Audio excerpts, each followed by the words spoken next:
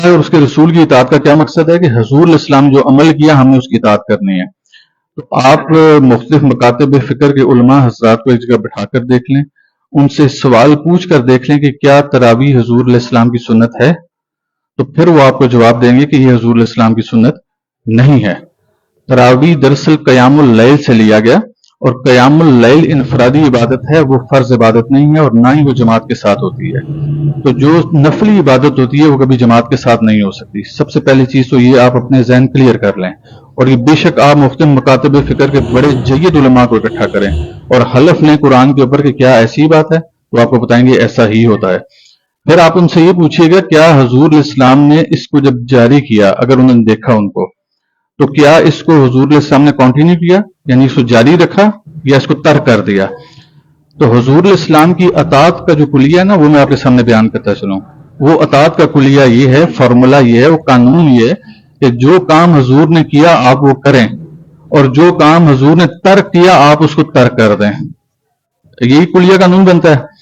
تو آپ ان تمام علماء اکرام سے، خواہ اس کا تعلق کسی بھی مکتبہ فکر سے ہو، آپ اس کو حلفاً قرآن کے اوپر پوچھیں کہ کیا حضور علیہ السلام نے تیسرے روز آ کر اس کو ترک نہیں فرما دیا؟ تو اگر حضور علیہ السلام نے ترک فرما دیا تو پھر آپ بھی کام کریں۔ اگر آپ نے لکیر کا ہی فقیر بننا ہے تو پھر آپ 3 روز اس عبادت کو بجا لائیں اور چوتھے روز کو ترک کر دیں، آپ جیسا حضور علیہ السلام نے کیا۔ اعوذ باللہ من الشیطان الرجیم، بسم اللہ الرحمن الرحیم۔ میرا ظن غالب ہے کہ یہ بری امام سرکار کے دربار عالیہ کے گدی نشین ہیں۔ ہو سکتا ہے کہ کسی اور کے ہو، لیکن یہ سوشل میڈیا پر ان کو جو ہے اب کثرت سے دیکھا جا رہا ہے اور یہ نظر آتے ہیں۔ انہوں نے جناب والا جو علماء کا کام ہے اس کو پکڑ لیا ہے۔ بھائی آپ لوگوں کا کام ہے نذرانے بٹورنا، آپ نذرانے بٹوریے اور اپنے ہاتھ چموائیے، پاؤں چموائیے۔ آپ کا یہ شعبہ، آپ کا یہ مشن نہیں ہے، آپ لوگوں کو نہیں پتہ۔ اب آپ نے کتنی بڑی جہالت اور کتنی بڑی آپ نے ڈنڈی ماری ہے صرف اہل تشیع حضرات کو خوش کرنے کے لیے، کیونکہ آپ کا اٹھنا بیٹھنا اہل تشیع کے ساتھ ہے، تو آپ نے ان کو خوش کرنے کے لیے کتنی بڑی آپ نے اہل سنت والجماعت کے ساتھ زیادتی کی ہے۔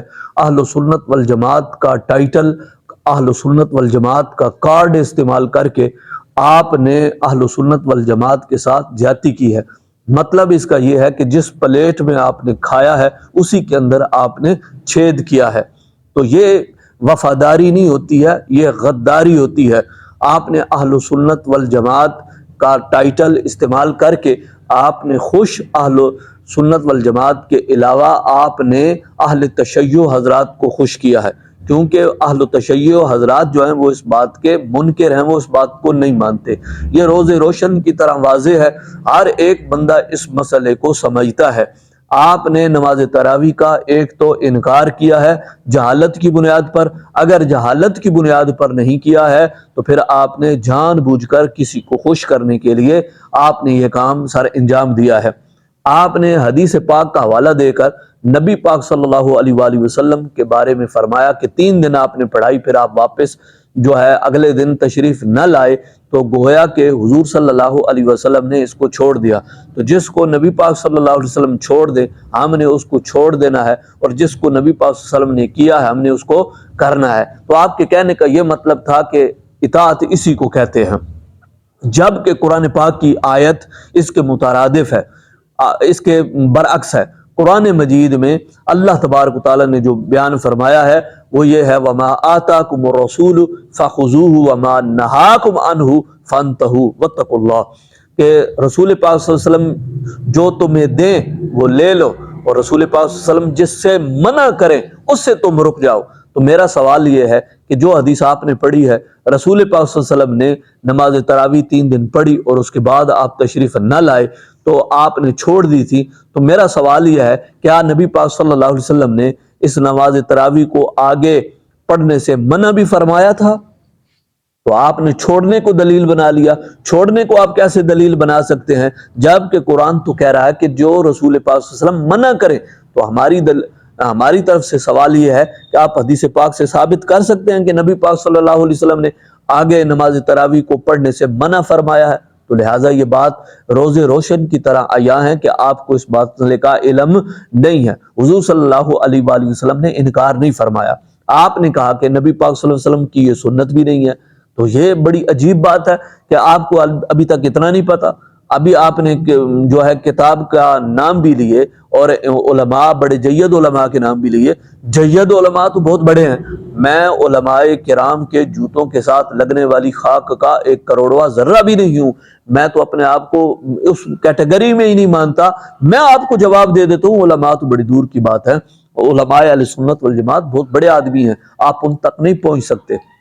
تو جو جناب والا ادنا بندہ ہے وہ آپ کو جواب دے رہا ہے کہ آپ قبلہ پہلے تو اس کی منع ثابت کریں، تو اور جو رسول پاک صلی اللہ علیہ وسلم نے ترک فرمایا، آپ کو تو اس بات کا بھی نہیں ہے، وہ فرضیت و عدم فرضیت کے لحاظ سے نبی پاک صلی اللہ علیہ وسلم نے جو ہے اس فرض اس کو جو ہے ترک فرمایا تھا۔ تو نبی پاک صلی اللہ علیہ وآلہ وسلم کا ترک فرمانا عدم فرضیت اور فرضیت کے لحاظ سے تھا، تو آپ نے اس کو کوئی اور رنگ دے دیا۔ تو دوسرا، آپ نے نماز تراویح کا جو انکار کیا، آپ کے بھائی جو ساتھ کھڑے ہیں انہوں نے بھی انکار کیا تھا، آپ کو یہ معلوم ہی کوئی نہیں ہے۔ بھائی بابا، یہ دیکھو میرے ہاتھ میں بخاری شریف ہے، بخاری شریف میں یہ آپ کو نظر آئے گا کہ کتاب التراویح، کتاب التراویح یہ بخاری، حالانکہ قرآن پاک کے بعد یہ اس کو مانا جاتا ہے، تو اس میں رسول پاک صلی اللہ علیہ وسلم کی تم سنت کو رو رہے ہو کہ یہ نبی پاک کی سنت طریقہ نہیں ہے۔ حضور صلی اللہ علیہ وسلم تو اس کی شان بیان کر رہے ہیں، پاک نبی سرور کائنات فخر موجودات صلی اللہ علیہ وسلم اسی بخاری کی کتاب التراویح، اب دیکھو اس ٹائٹل سے بات، عنوان سے سمجھ میں آ رہی ہے کہ رسول پاک صلی اللہ علیہ وسلم کی یہ نماز ہے تراویح، تو اسی کے ضمن میں اب جو حدیثیں لائی جائیں گی وہ بھی کون سی ہوں گی؟ وہ بھی جو ہوں گی وہ بھی تراویح کے لحاظ سے ہوں گی۔ اب دیکھیے رسول پاک صلی اللہ علیہ وسلم کی حدیث پاک، ان ابا ہریرہ رضی اللہ تعالیٰ عنہ قال سمعت رسول اللہ صلی اللہ علیہ وسلم یقول لرمضان من قام ایمانا واحتسابا غفر له ما تقدم من ذنبه۔ حضور صلی اللہ علیہ وآلہ وسلم سے سنا، ابو ہریرہ کہتے ہیں کہ رسول پاک صلی اللہ علیہ وسلم کہتے ہیں کہ جس نے رمضان شریف میں ایمان کے ساتھ اور ثواب کی نیت کے ساتھ قیام کیا تو اللہ تعالیٰ اس کے پچھلے گناہ اگلے جو ہے اللہ تبارک و تعالیٰ معاف فرما دے گا۔ تو اب یہ دیکھیے حضور صلی اللہ علیہ وسلم تو فرماتے ہیں کہ جس نے مطلب رمضان شریف میں قیام کیا، تو اب یہ قیام اللیل نہیں ہے، یہ جناب والا کتاب التراویح ہے، یہ کتاب التراویح میں اب یہ بات، یہ حدیث پاک موجود ہے۔ تو یہ دیکھیے کتنی واضح طور پر اس سے آگے بھی حدیثیں بخاری شریف کے اندر درج کی گئی ہیں، اور اس کے علاوہ امام مسلم نے تو جو ہے نماز تراویح پہ پورا ایک باب باندھا ہے، اور انہوں نے بھی نماز تراویح کے حوالے سے حدیثیں بیان کی ہیں۔ تو مصنف ابن ابی شیبہ میں رسول پاک صلی اللہ علیہ وسلم کے چچا کے بیٹے حضرت عبداللہ ابن عباس رضی اللہ تعالی عنہما، آپ نے کہا ہے کہ رسول پاک صلی اللہ علیہ وسلم یصلی فی رمضان 20 رکعتاً سوى الوتر، نبی پاک صلی اللہ علیہ وسلم نے تو 20 رکعتیں نماز رمضان المعظم شریف میں ادا فرمایا کرتے تھے وتر کے علاوہ۔ اب غور فرمائیے، اب توجہ فرمائیے کہ کتنی چیزیں واضح ہیں، اور ان واضح چیزوں میں اتنی واضح ڈنڈی، تو کتنی یہ افسوس کی بات ہے کہ ایسے لوگوں کو بھی اب فالو کرتے ہیں۔ تو یہ میرے خیال میں ان لوگوں کا فالور بننے سے بہتر ہے کہ آپ ایک نمازی بن جائیں، نماز پرہیزی بن جائیں، ان لوگوں کو فالو کرنے کی بجائے۔ ان لوگوں میں کچھ نہیں رکھا، یہ لوگوں کو اب اہل سنت والجماعت سے ہٹانا چاہ رہے ہیں۔ تو اہل سنت والجماعت کو تو دائیں بائیں سے مکھیوں کی طرح یہ پیر ایک چمٹ گئے ہیں، اور دوسرے خطیب چمٹ گئے ہیں، نقیب چمٹ گئے ہیں، جن کا تعلق جو ہے زیادہ تر اہل روافظ کے ساتھ ہے۔ تو اللہ اہل سنت والجماعت کے چمنستان کو آباد رکھے، اور اللہ رب العزت جو ہے ان تمام چیزوں سے، ان تمام فتنوں سے اہل سنت والجماعت کو محفوظ فرمائے، اور اللہ